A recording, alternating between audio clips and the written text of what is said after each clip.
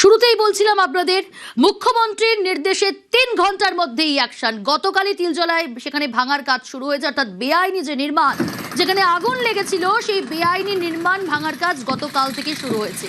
আজকের ছবিটা কি? আজকে সকাল থেকেও কিন্তু ভাঙার কাজ চলছে। কতদূর এগোলো জানবো। অপর প্রতিনিধি সুদীপ্ত রয়েছে আমার সঙ্গে। সুদীপ্ত, কালকেও তোমার সঙ্গে কথা হচ্ছিল এবং মুখ্যমন্ত্রীর নির্দেশে ৩ ঘন্টার মধ্যেই আমরা দেখেছি সেখানে আর্থ মুভার পৌঁছে যায়, একেবারে সরাসরি সেই বিল্ডিং ভাঙার কাজ শুরু হয়ে গিয়েছিল। আজ সকাল থেকেও শুরু হয়েছে বিল্ডিং ভাঙার কাজ। এই মুহূর্তে সেখানকার কি পরিস্থিতি, কি ছবি?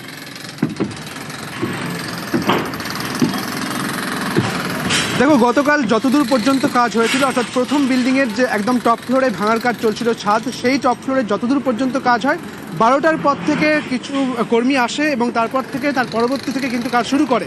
যেটা দেখা গেল যে পৌনে চারটে পর্যন্ত যখন যে ছাদের অংশ ভাঙার কাজ শেষ হলো, ঠিক তারপরে পাশের যে বিল্ডিংটি, সেই বিল্ডিংয়েও কিন্তু নির্দেশ আসে ভাঙার জন্য এবং একই রকমভাবে এই পাশের বিল্ডিংয়ের একদম টপ ফ্লোরে ম্যানুয়ালি যে ভাঙার কাজ, ছাদ ভাঙার কাজ যেমন শুরু হয়, পাশাপাশি আর্থ-মুভার মেশিন যা 12:28 থেকে এখানে এনে রাখা ছিল একদম স্পটে, তা কিন্তু কাজ করতে শুরু করে ঠিক 4টে নাগাদ। এই মুহূর্তে বেশ কিছুটা অংশ, দ্বিতীয় বাড়ির একদম বেশ কিছুটা অংশ, বলা যেতে পারে একতলার অংশ ভেঙে ফেলা হচ্ছে এবং একইভাবে একটি নির্দেশ এসেছে কেএমডি এর পক্ষ থেকে যে পর্যাপ্ত পরিমাণে ইলেকট্রিক হ্যামার, পর্যাপ্ত পরিমাণে ইলেকট্রিক ড্রিল এবং পর্যাপ্ত পরিমাণে যে সমস্ত ইকুইপমেন্টস, তা সমস্ত কিছু এবং একই সঙ্গে গ্যাস কাটার, তা কিন্তু রাখতে হবে পরিমাণ মতো এবং ব্যবস্থা করে রাখার পর একদম সরাসরি নির্দেশ দেওয়া হয়েছে দ্বিতীয় বাড়িটিও কিন্তু ভেঙে ফেলার কাজ হবে।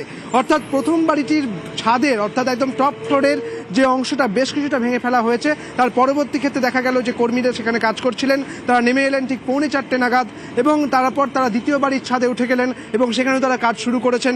পাশাপাশি আর্থ-মুভার মেশিন দিয়ে একদম নিচের তলা, অর্থাৎ দ্বিতীয় বাড়ির একতলা বলা যেতে পারে, তাও কিন্তু ভেঙে ফেলার কাজ চলছে। অর্থাৎ সব মিলিয়ে রাজ্য সরকারের গতকালের দেওয়া যে নির্দেশ, তা কিন্তু বাস্তবায়নের পথে, এটা একেবারে বলাই চলে। এই ছবি তা বলে দিচ্ছে। সুদীপ্ত, যে ছবি তুমি দেখাচ্ছ যে ইতিমধ্যে সেখানে ভাঙার কাজ চলছে, পাশের বিল্ডিং সেটাও ভাঙা হচ্ছে, এবং জানতে চাইবো এই যে অবৈধ নির্মাণ, বেআইনি নির্মাণ, সেখানে কি শুধু কারখানা নাকি বসবাসও করতে?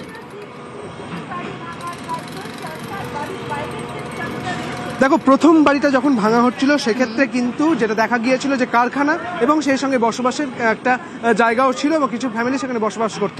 পরবর্তী ক্ষেত্রে তার পাশের যে জায়গাটি, সেখানেও কিন্তু কারখানার একটি অংশ ছিল। এখন যে জায়গাটিকে ভাঙা হচ্ছে দেখতে পাচ্ছ সেই ছবি, সেখানে কারখানার একটি অংশ ছিল, কিন্তু পরবর্তী ক্ষেত্রে তার পরের যে ফ্লোরগুলি, সেই সমস্ত ফ্লোরে কিন্তু সেখানে তারা বসবাস করতেন।